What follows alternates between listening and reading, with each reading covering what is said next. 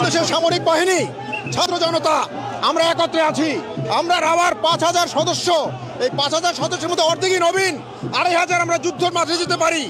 আর এর সাথে যদি 30 লাখ ছাত্র জনতা যোগ হয় তাহলে ভারত তো দূরের কথা, আমেরিকাও আমাদের সাথে টিকবে না ইনশাআল্লাহ। আমি মেজর শরীফ, আমি বলে দিচ্ছি ভারতকে যে ট্রেনিং আমরা নিয়েছি, যে যুদ্ধ আমরা করেছি, আমরা শুধু 2 লক্ষ সৈনিক না, আমাদের সাথে 18 কোটি জনগণ আছে। আমাদের ট্রেনিং, আমাদের দক্ষতা ভারতের চেয়ে অনেক বেশি। আমরা যদি একবার সাহস করে আমার দেশকে যুদ্ধ করবে, আমরা বলে দিচ্ছি 4 দিনের মধ্যে আমরা কলকাতা দখল করে নেব। আমরা দখল করে নেব, আসাম দখল করে নেব। দর্শক, বাংলাদেশের সামরিক বাহিনী, ছাত্র জনতা আমরা একত্রে আছি। আমরা রাওয়ার 5000 সদস্য, এই 5000 সদস্যের মধ্যে অর্ধেকই নবীন, 2500 আমরা যুদ্ধের মাঠে যেতে পারি। আর এর সাথে যদি 30 লাখ ছাত্র জনতা যোগ হয় তাহলে ভারত তো দূরের কথা, আমেরিকাও আমাদের সাথে টিকবে না ইনশাআল্লাহ। আমি মেজর শরীফ, আমি বলে দিচ্ছি ভারতকে যে ট্রেনিং আমরা নিয়েছি, যে যুদ্ধ আমরা করেছি, আমরা শুধু 2 লক্ষ সৈনিক না, আমাদের সাথে 18 কোটি জনগণ আছে। আমাদের ট্রেনিং, আমাদের দক্ষতা ভারতের চেয়ে অনেক বেশি। আমরা যদি একবার সাহস করে আমার দেশকে যুদ্ধ করবে, আমরা বলে দিচ্ছি 4 দিনের মধ্যে আমরা কলকাতা দখল করে নেব। আমরা দখল করে নেব, আসাম দখল করে নেব। বাংলাদেশের সামরিক বাহিনী, ছাত্র জনতা আমরা একত্রে আছি। আমরা রাওয়ার 5000 সদস্য, এই 5000 সদস্যের মধ্যে অর্ধেকই নবীন, 2500 আমরা যুদ্ধের মাঠে যেতে পারি। আর এর সাথে যদি 30 লাখ ছাত্র জনতা যোগ হয় তাহলে ভারত তো দূরের কথা, আমেরিকাও আমাদের সাথে টিকবে না ইনশাআল্লাহ। আমি মেজর শরীফ, আমি বলে দিচ্ছি ভারতকে যে ট্রেনিং আমরা নিয়েছি, যে যুদ্ধ আমরা করেছি, আমরা শুধু 2 লক্ষ সৈনিক না, আমাদের সাথে 18 কোটি জনগণ আছে। আমাদের ট্রেনিং, আমাদের দক্ষতা ভারতের চেয়ে অনেক বেশি। আমরা যদি একবার সাহস করে আমার দেশকে যুদ্ধ করবে, আমরা বলে দিচ্ছি 4 দিনের মধ্যে আমরা কলকাতা দখল করে নেব।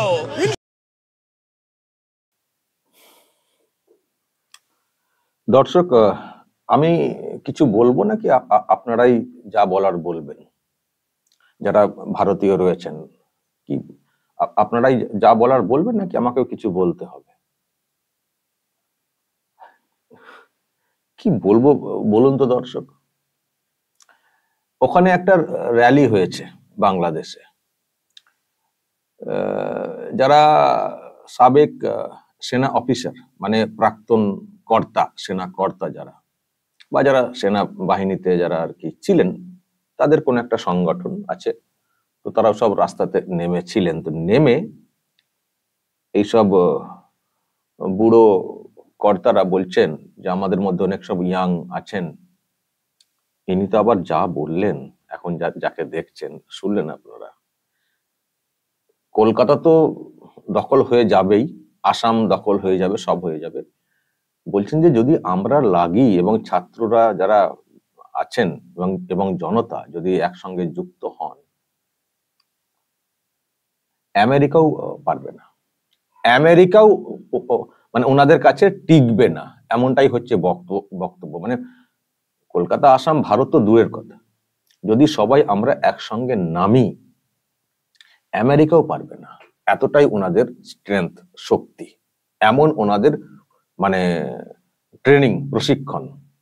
ভারতের থেকেও নাকি ওনাদের মানে প্রশিক্ষণ অনেক ভালো। অথচ ভারত না থাকলে দেশটাই তৈরি হতো না। ভারতের সেনা, ভারতের মানে সেনাদের যে প্রশিক্ষণ, সেটা না থাকলে ওনাদেরকে প্রশিক্ষণ দেওয়ার মতো কেউ ছিলেন না। সবার মানে এতে দেশটা তৈরি হয়েছে, বাংলাদেশ মানে বাংলাদেশের জন্ম হয়েছে। এখন আবার এইভাবে, লোকটার বয়স তো যথেষ্টই হয়েছে, ওনার তো জানা উচিত, বোঝা উচিত, মানে 71 যে ব্যাপার সেগুলো তো জানা উচিত। তারপরে উনি এই ধরনের বক্তব্য দিচ্ছেন। উনি যে কি সেনা কর্তা ছিলেন বা কর্মী ছিলেন, অ্যাকচুয়ালি বাংলাদেশের পক্ষে ছিলেন না পাকিস্তানের পক্ষে ছিলেন, বাহিনীতে থেকেও, এই নিয়ে কিন্তু প্রশ্ন রয়েছে। প্রিয় দর্শক, আমি শফিকুল ইসলাম এবং আপনারা দেখছেন আরামবাগ টিভি। এবার কিছু কথা বলি। খুব খুব এনার্জি না, খুব শক্তি না, খুব ফুটানি না, হয়ে যাক শুধু ওই বড় বড় লেকচার না মেরে হয়ে যাক। আমি একটা কথা বলতে পারি, আমাদের এখান থেকে, আমাদের দেশ থেকে মানে প্রতিবাদ চলছে, আমাদের দেশ থেকে প্রতিবাদ চলছে, আমাদের দেশে একটা রিয়াকশন তৈরি হয়েছে ওখানে যা সব চলছে সেই বিষয়ে। এবং আমাদের দেশের সরকার তারা বারবার ওই দেশের সরকারের দায়িত্ব যেটা সেটাকে বোঝানোর চেষ্টা করেছে। কিন্তু কখনো কি এই রকম শুনেছেন বা দর্শক আপনাকে বলেছেন চলো বাংলাদেশের সঙ্গে যুদ্ধ লেগে যাই বা আমরা যুদ্ধের জন্য তৈরি হচ্ছি অমক তমক? বিশেষ করে এই সেনা পর্যায়ে, হতে পারেন প্রাক্তন, কিন্তু একটা দায়িত্ববান লোক হওয়া উচিত ছিল, দায়িত্বশীল হওয়া উচিত ছিল সেনাবাহিনীর লোকেরা। তারা এইরকম কথা বলছে, যুদ্ধ যুদ্ধ বক্তব্য ঝাড়ছেন। আমাদের দেশের লোকেরা এরকম বলেছেন কখনো? আপনারা কিছু উগ্র কথা বলছেন, কিন্তু এই যুদ্ধ জেহাদ আপনাদের কাছ থেকে কিন্তু এসছে, আমাদের এখান থেকে কিন্তু বলছেন না। যা বলছেন তার একটা রিয়াকশন, বা যা ওখানে হচ্ছে নির্যাতন সেই সব নিয়ে একটা রিয়াকশন, কেন সনাতনীদের উপরে এত অত্যাচার হবে এইসব নিয়ে একটা প্রশ্ন, এই আর ওখানকার নতুন সব আইন কানুন যা সব হচ্ছে সেই সব নিয়ে কিছু কিছু ক্ষেত্রে বিতর্ক বা সমালোচনা হচ্ছে। এরকম চলতে পারে না। হয়তো কেউ কেউ বলছেন যে এটা নিয়ে ওখানকার সরকারকে একটু সবক শেখানো উচিত, এটা কেউ কেউ হয়তো একটু বেশি করে এখান থেকে বলছেন বা বলে ফেলছেন। কিন্তু এইরকম অর্গানাইজ ভাবে রাস্তায় নেমে মুখে সবসময় যুদ্ধ জেহাদ, যুদ্ধ জেহাদ, যুদ্ধ জেহাদ, এরকম কথা আমাদের দেশের কেউ বলেছেন? বলেননি। এইভাবে বললে হয়তো কেউ কেউ বলবেন, রিয়াকশন দেবেন। তা বলে এইরকম প্রকাশ্যে মানে মিডিয়ার সামনে এরকম ভাবে সেনা আমাদের এত অমক তমক এইসব নিয়ে ফুটানি আমাদের এখানকার লোকেরা এরকম কেউ সহজে কেউ মারবেন বলে আমার তো মনে হয় না। তাও এবার ভাবতে হচ্ছে, এবার তো সবারই একটা ধৈর্যের তো একটা লিমিট আছে। এবার হয়তো আসবে কথা, আসবে পাল্টা কথা আসবে। আমি জানি এই ভিডিও দেখার পরই আপনারা হয়তো কেউ কেউ বলবেন, কিন্তু শুরুটা কারা করছেন? কারা এই ধরনের হুঁশিয়ারি দিয়ে সমাজটাকে দূষিত বা যুদ্ধ যুদ্ধ একটা খেলা এইরকম পরিবেশ কারা তৈরি করছেন? আর আপনাদের মানে এই কথাগুলো কি খেয়েছেন বলুন তো আপনারা? বাংলাদেশে কি বাংলা চলে নাকি? খুব বাংলা, সে বাংলা খেয়েছেন নাকি না মানে ভাং খেয়েছেন? আমি জানি না। মানে এই কথাগুলো যে আপনারা বলছেন এটা কি মানে কি করে কথাগুলো বলছেন? কত সৈন্য বলেছেন? 2 লক্ষ সৈন্য। পাশে নাকি ছাত্র জনতা এত হয়ে যাবে, সব মানে সব মানে জব্দ করে দেবেন ভারতকে, আমেরিকাকে। বাপরে বাপ! আপনাদের কোনো ধারণা আছে ভারতের আর্মি তার যে শক্তি স্ট্রেংথ কত? কোনো ধারণা আছে? সেনাবাহিনীতে কাজ করেছেন তো বলছেন, কোনো ধারণা আছে? আবার ইউএসএ কে জুড়ে দিয়েছেন, আমেরিকাকে জুড়ে দিয়েছেন। মানে আমি ভাবছি কারা এরা? বেসিক সেন্স নেই। এদিকে সেনাবাহিনীতে ছিলেন, সেনা হিসেবে কাজ করেছেন, বেসিক সেন্স নেই। পাখি মারা সব সেনা নাকি? মানে পাখি যাবে একটা করে মারবেন এরকম সেনা নাকি? বন্দুক চালিয়ে পাখি মারা, বা ওই মেলাতে যে বন্দুক চালায় না বেলুন ফাটানো, বেলুন ফাটানো সেনা নাকি? আমার তো মনে হচ্ছে না এরা যুদ্ধের সম্পর্কে কিছু জানেন বলে, কোনো আইডিয়া আছে বলে। আর এরকম মানুষকে উত্তেজিত করছেন, দেশের মানুষকে ভারতের বিরুদ্ধে। দেখুন, অনেক সময় না এই মজা করতে করতে বিষয় কিন্তু সিরিয়াস হয়ে যায়। ইয়ার্কি মারতে মারতে না অনেক সময় হয় না সিরিয়াস হয়ে যায়, বা একটু চলো একটু বলি, একটু হুমকি দিই, একটু দেখি কি মজা লাগে। এটা এইসব করতে করতে একটা সময় আসে সিরিয়াস হয়ে যায়। সিরিয়াস হয়ে গিয়ে সত্যি সত্যি কিন্তু যুদ্ধের মতো পরিবেশ তৈরি হয়ে যায়। সামান্য বিষয়, সামান্য বিতর্ক, এগুলো বাড়তে বাড়তে বাড়তে বাড়তে একটা যুদ্ধের পরিস্থিতি কিন্তু তৈরি হয়ে যায়। যদি সেটা কখনো হয়ে যায়, কি করবেন আপনারা? ভারতের কি করবেন? হ্যাঁ, আমি তো আগের দিনই বলেছি, আপনাদের ফুটানি হচ্ছে চীনকে নিয়ে, তাই তো? চীনকে নিয়ে আপনাদের ফুটানি। সামরিক চুক্তি করতে হবে, ইত্যাদি করতে হবে, ভারতকে সবক শেখাতে হবে, 7 সিস্টার নাকি ছিন্ন করে দেবেন, চিকেন নেক নাকি কেটে দেবেন। আর যদি ভারত একবার ওই বগলটা চেপে ধরে, এইভাবে বগলের তলায় তো ঢুকে রয়েছেন, দেশটা তো বগলের তলাতে আছে, 2 লাখ সৈন্য নিয়ে কি করবেন?